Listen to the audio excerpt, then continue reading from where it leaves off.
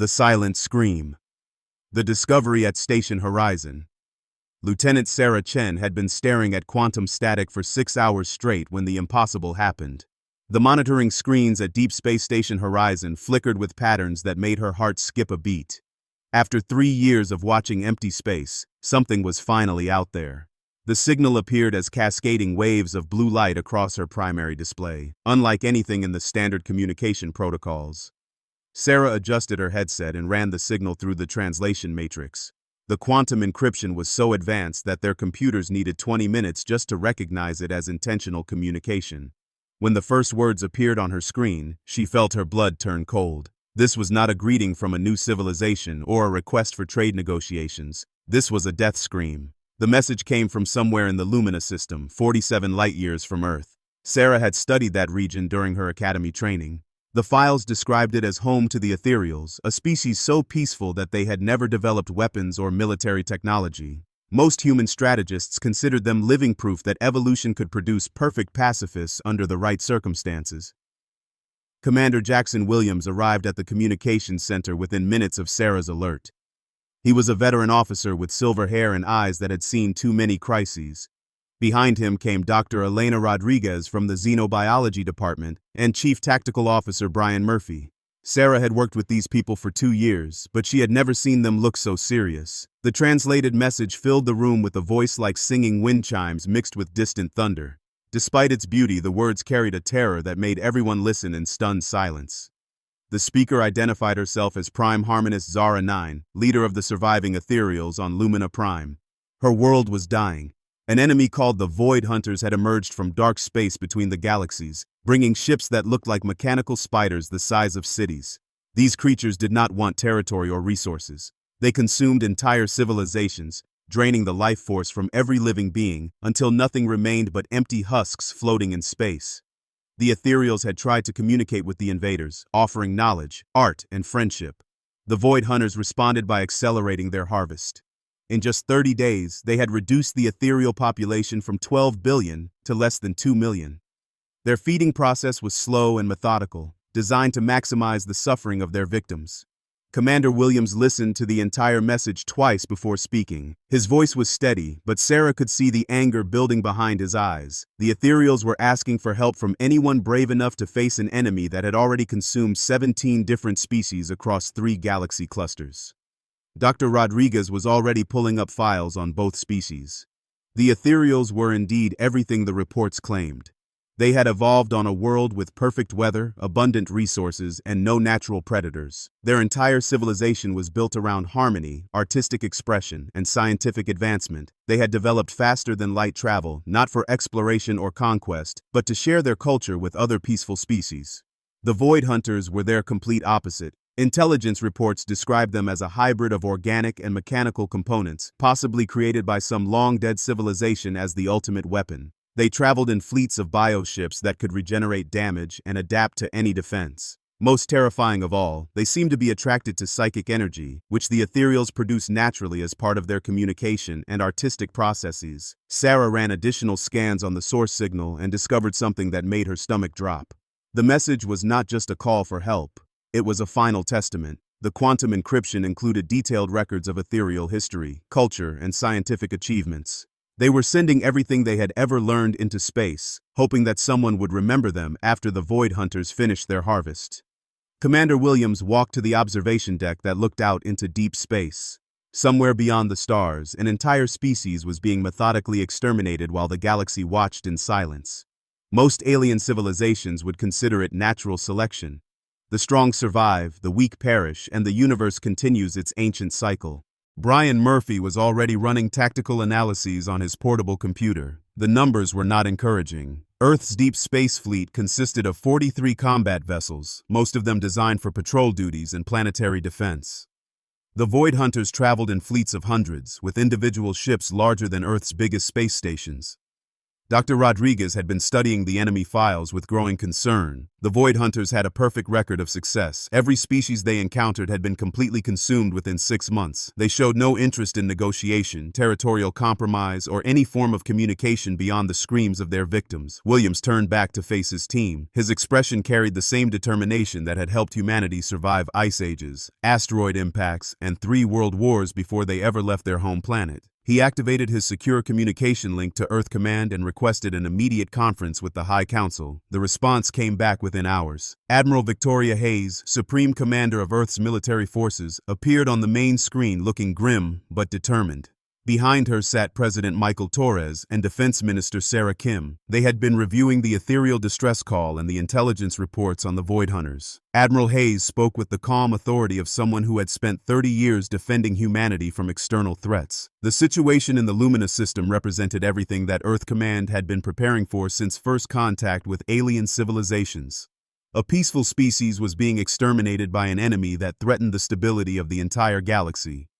President Torres was more direct in his assessment. The ethereals represented the kind of civilization that humanity had always hoped to encounter among the stars. They were proof that intelligence could evolve without aggression, that science could advance without warfare, and that entire species could choose cooperation over competition.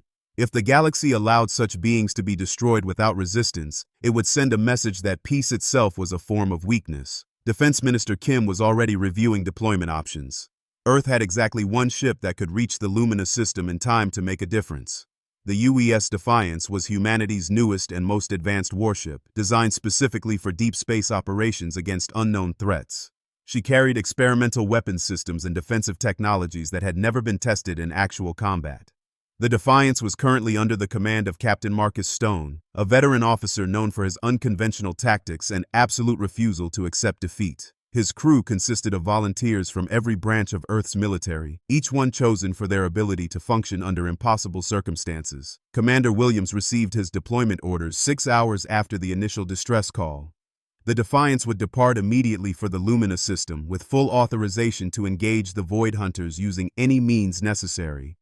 The mission parameters were simple: save as many ethereals as possible and send a message to the galaxy that humanity would not tolerate genocide. Sarah Chen watched the preparations with a mixture of excitement and terror. She had requested transfer to the Defiance as their primary communications specialist.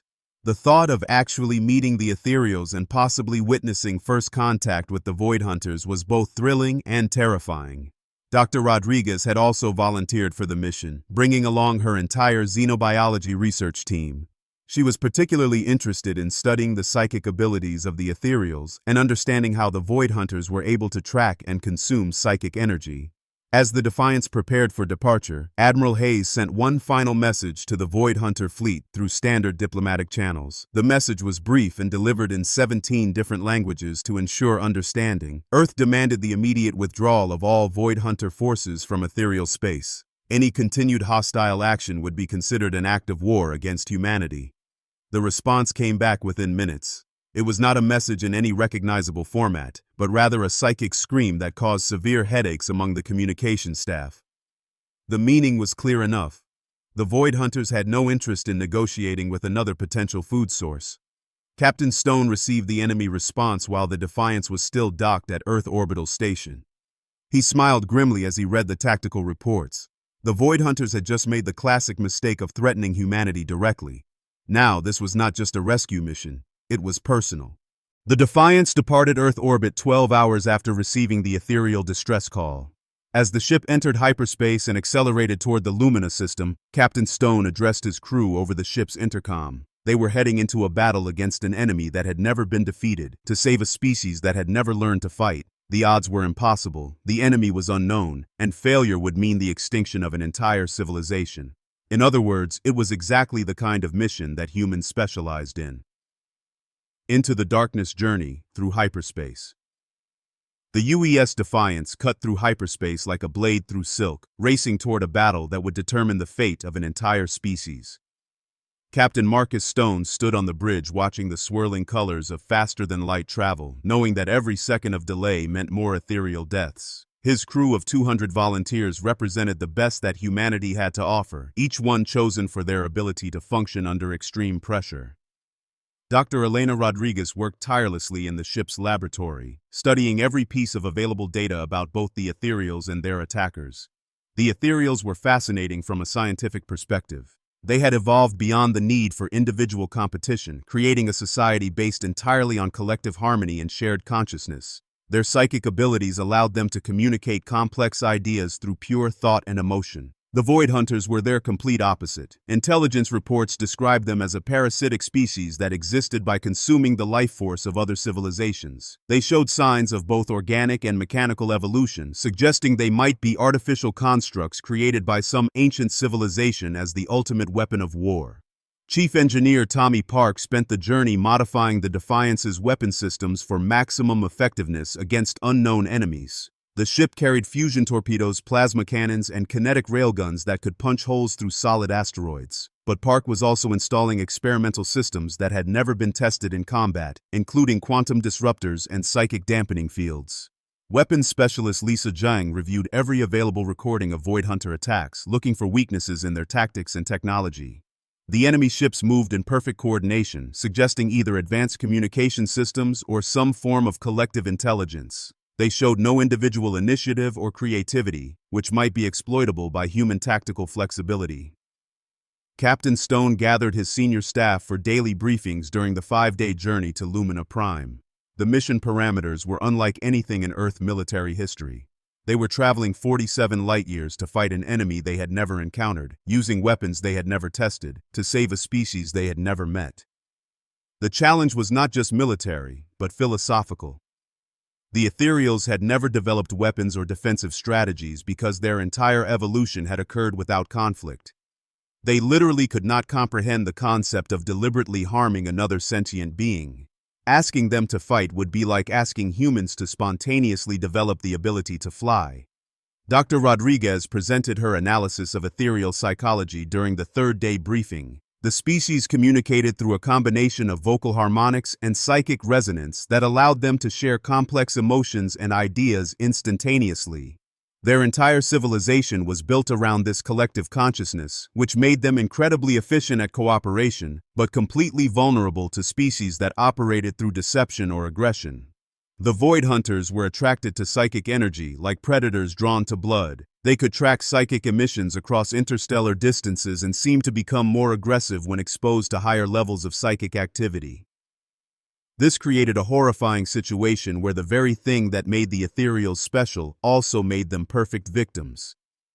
Captain Stone studied the tactical reports with growing concern. The Void Hunter fleet consisted of over 300 vessels of various sizes, including dozens of bioships larger than Earth's biggest space stations. Each ship appeared to be part organic and part mechanical, capable of repairing damage and adapting to new threats in real time. The Defiance was fast, well-armed, and crewed by the most capable humans in known space. But against odds of 300 to 1, even human determination might not be enough. Stone began developing contingency plans that would maximize damage to the enemy fleet, even if the Defiance itself was destroyed in the process.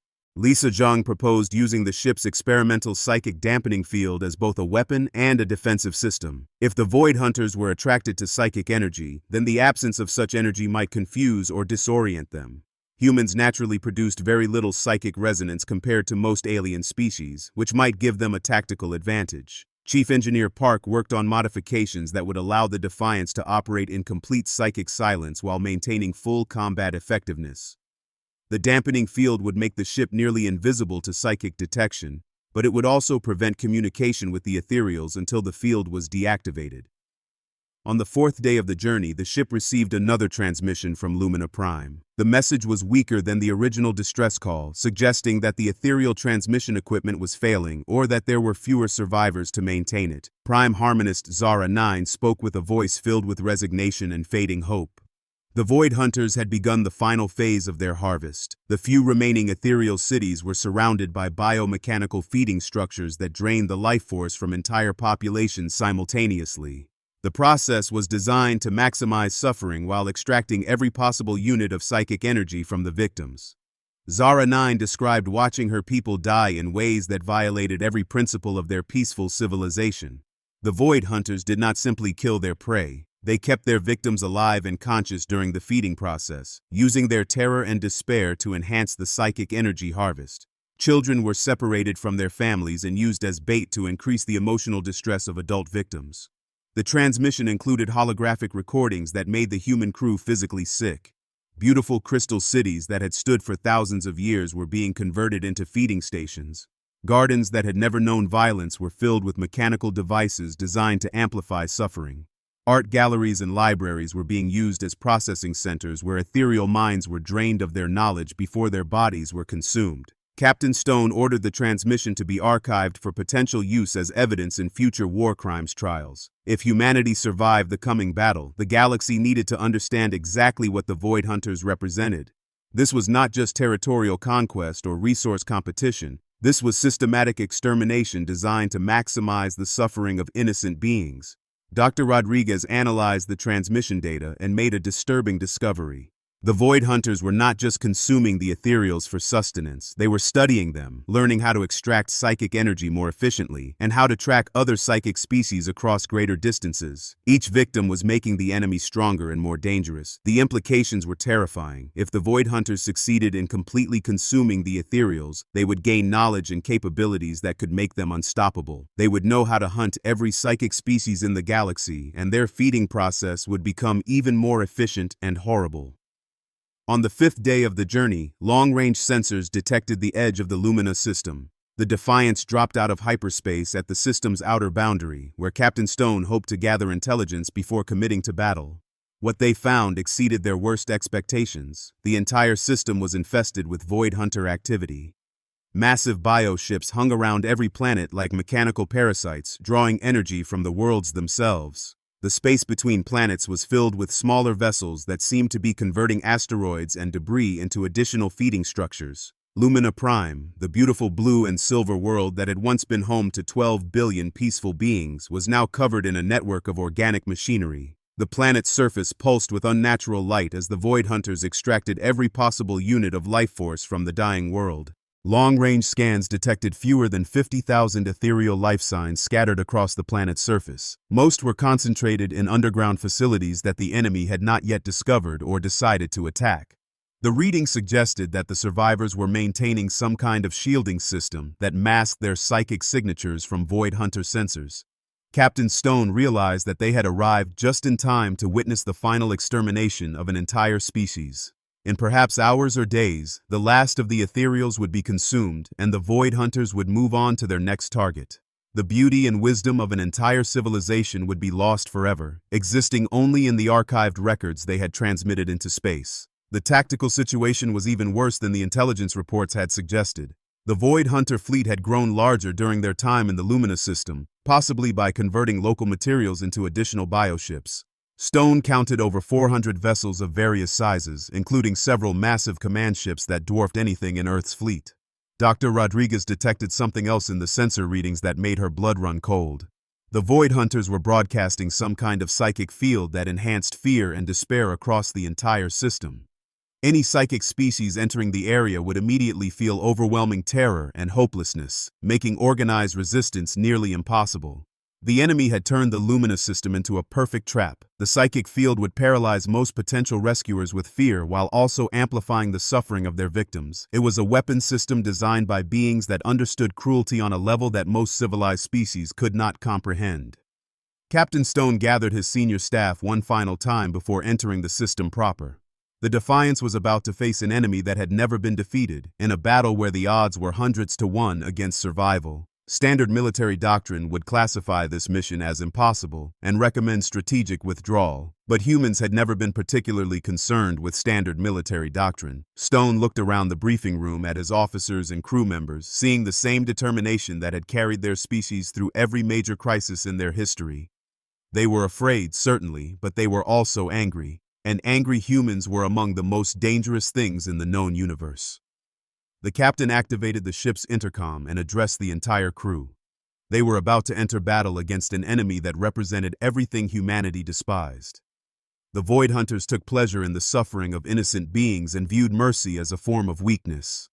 They had chosen to threaten a peaceful species that had never harmed anyone, which meant they had also chosen to face the consequences of their actions. The UES Defiance activated its psychic dampening field and entered the Lumina system at full combat speed. Behind them, the beauty of open space gave way to the nightmare landscape of a dying solar system. Ahead of them waited a battle that would determine whether genocide could be committed with impunity in a universe where Deathworlders existed. The Deathworlder Solution. First contact with horror. The UES Defiance materialized in the heart of the luminous system like a blade cutting through darkness. Captain Marcus Stone watched his tactical displays with growing horror as the full scope of the Void Hunter infestation became clear. The beautiful system that had once been home to 12 billion peaceful beings had been transformed into a feeding ground of unimaginable proportions. Massive biomechanical structures surrounded Lumina Prime like metallic tumors, pulsing with sickly light as they drained the last remnants of life from the dying planet. The Void Hunter fleet moved in perfect coordination around these feeding stations, their ships resembling mechanical spiders crossed with organic parasites. Each vessel seemed to be alive, breathing and shifting as if the machinery itself had evolved beyond simple technology. Chief Tactical Officer Lisa Zhang ran immediate sensor sweeps of the enemy fleet. The readings made her stomach drop. Over 400 Void Hunter vessels of various sizes filled the system, including dozens of command ships larger than Earth's biggest space stations. The enemy had been busy during their time here, converting asteroids and planetary debris into additional bioships that expanded their numbers daily. Dr. Elena Rodriguez monitored the psychic emanations from the enemy fleet and detected something that chilled her to the bone. The Void Hunters were not just consuming the ethereals for sustenance. They were savoring the process, drawing pleasure from the terror and despair of their victims. The psychic field they projected was designed to maximize suffering while preventing any organized resistance. Captain Stone activated the ship's dampening field to maximum power, creating a sphere of psychic silence around the Defiance. The effect on the enemy fleet was immediate and dramatic. Void Hunter ships that had been moving in perfect coordination suddenly broke formation, searching for the source of the psychic void that had appeared in their domain. The first communication from the survivors came through quantum channels that bypassed the psychic interference. Prime Harmonist Zara 9's voice filled the bridge, weak but filled with desperate hope. She spoke from an underground facility on Lumina Prime, where the last 47,000 ethereals were hiding behind improvised shielding systems. Zara 9 described the horror of watching her people consumed by beings that took pleasure in prolonging their victims' suffering. The Void Hunters had developed feeding techniques that kept their prey conscious and aware throughout the entire process, using fear and pain to enhance the psychic energy they extracted. Entire families had been consumed while forced to watch each other die in agony. Captain Stone felt something cold and deadly settle in his chest as he listened to the ethereal leader's report.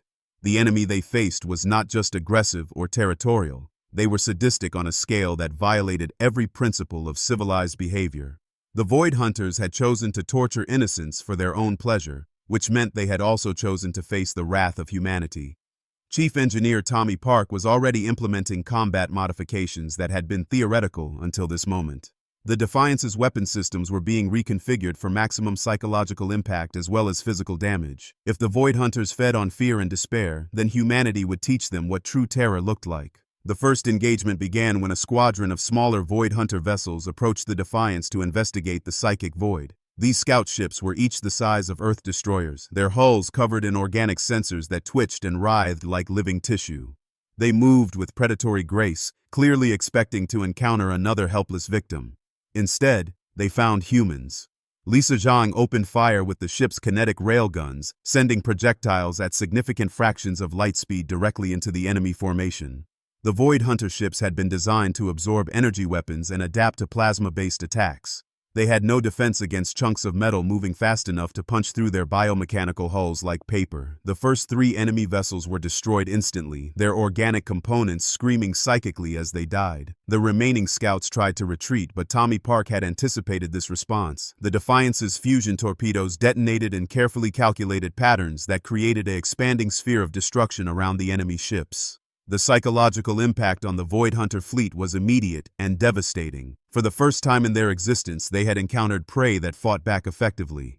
The psychic screams of their dying scouts sent waves of shock and confusion through their collective consciousness. These were not helpless ethereals waiting to be consumed. These were predators. Captain Stone opened communications with the enemy fleet using the same psychic amplification systems they had been using to terrorize their victims.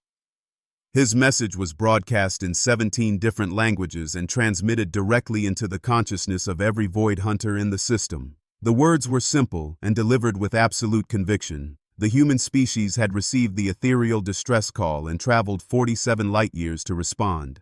Any Void Hunter vessel that did not immediately withdraw from the system would be destroyed. Any biomechanical structure used for feeding on innocent beings would be eliminated. This was not a negotiation or a territorial dispute. This was an extermination order. The response from the Void Hunter command ships was a psychic roar of rage and hunger that would have paralyzed most species with terror. But humans had evolved on a world that tried to kill them every single day for millions of years. Intimidation was just another environmental hazard to be overcome through superior tactics and absolute determination. The main battle began when the entire Void Hunter fleet moved to attack the lone human vessel. Their bioships moved like a living tide of death, converging on the Defiance from every direction simultaneously. Plasma weapons and organic projectiles filled space with deadly energy that would have vaporized any conventional spacecraft. But the Defiance was not conventional in any sense. Dr. Rodriguez had discovered something fascinating about human brain chemistry during the journey to Lumina Prime. Humans naturally produce psychic dampening effects when under extreme stress, an evolutionary adaptation that had helped their ancestors survive on Earth's hostile surface. The more dangerous the situation became, the more psychically invisible humans became. As the battle intensified, the Defiance seemed to fade from Void Hunter sensors like a ghost ship. Enemy targeting systems that relied on psychic tracking lost their lock on the human vessel, causing their weapons to fire into empty space while the real target maneuvered freely among them. Captain Stone implemented tactics that would have been impossible for any species that relied on psychic coordination. The Defiance moved in patterns that appeared random, but were actually carefully calculated to exploit the enemy's collective consciousness. Every maneuver was designed to create confusion and panic among creatures that had never learned to function as individuals. The turning point came when Tommy Park activated the ship's experimental quantum disruptors. These weapons had been designed to interfere with enemy communication systems, but they had an unexpected effect on the biomechanical Void Hunter ships. The disruptors severed the connection between the organic and mechanical components of enemy vessels, causing them to tear themselves apart from internal conflicts. Dozens of Void Hunter ships began cannibalizing themselves as their organic and mechanical systems tried to function independently. The sight of their own vessels consuming themselves created a feedback loop of terror through the enemy fleet's psychic network. For beings that fed on fear, experiencing it themselves was more devastating than any conventional weapon.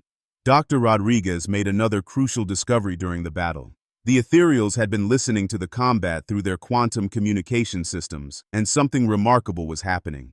Exposure to human determination and tactical thinking was teaching them concepts they had never needed to learn. For the first time in their species' history, the Ethereals were learning to fight. Prime Harmonist Zara 9 contacted Captain Stone with a proposal that would have been impossible for her people to conceive just hours earlier. The surviving Ethereals wanted to help in the battle, using their advanced technology in ways it had never been designed for. Their quantum communication arrays could be converted into weapons that disrupted Void Hunter coordination. Their harmonic resonators could be used to create feedback loops in enemy psychic systems. The final phase of the battle became a partnership between the most peaceful species in the galaxy and the most warlike. The Ethereals provided technological support and tactical intelligence, while the humans provided the aggression and determination necessary to actually destroy the enemy.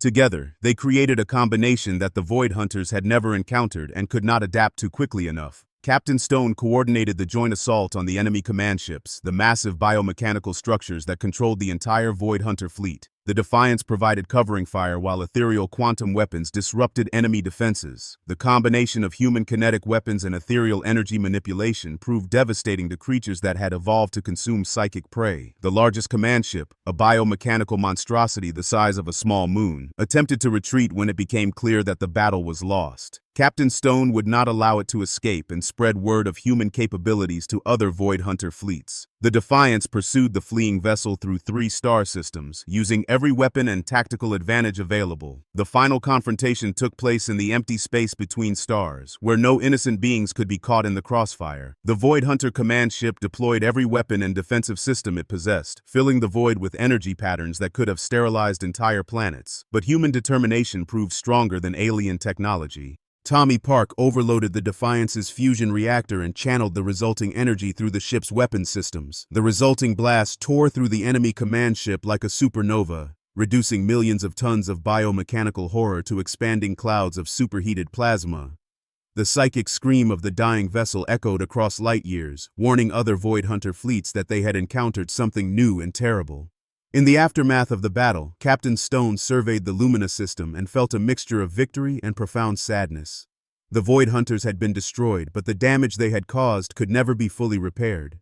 Lumina Prime would need centuries to recover from the feeding structures that had drained its life force. The ethereal population had been reduced from 12 billion to fewer than 50,000. But something remarkable had happened during the battle. The ethereals had learned that peace sometimes required warriors to defend it. They had discovered that their advanced technology could be used for protection as well as creation. Most importantly, they had found allies among the stars who shared their commitment to defending the innocent against those who would harm them. Zara 9 spoke to Captain Stone through the quantum communication system, her voice carrying a strength that had not been there before. The surviving ethereals wanted to establish a formal alliance with humanity, combining their technological advancement with human tactical expertise. Together, they would ensure that no other peaceful species would suffer the fate that had nearly destroyed her people. The UES Defiance returned to Earth carrying data on Void Hunter technology and detailed records of their crimes against sentient beings.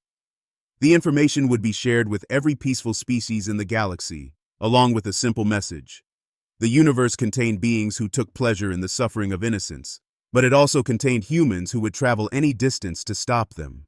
The Battle of Lumina Prime became the first engagement in what historians would later call the Deathworlder Wars, a series of conflicts where humanity established itself as the defender of peaceful species throughout the galaxy. The ethereals became Earth's first alien allies, contributing their advanced technology to the development of weapons and defensive systems that could protect the innocent from predators. Years later, when other aggressive species encountered the warning beacons that now surrounded former Void Hunter territories, they found a simple message in dozens of languages.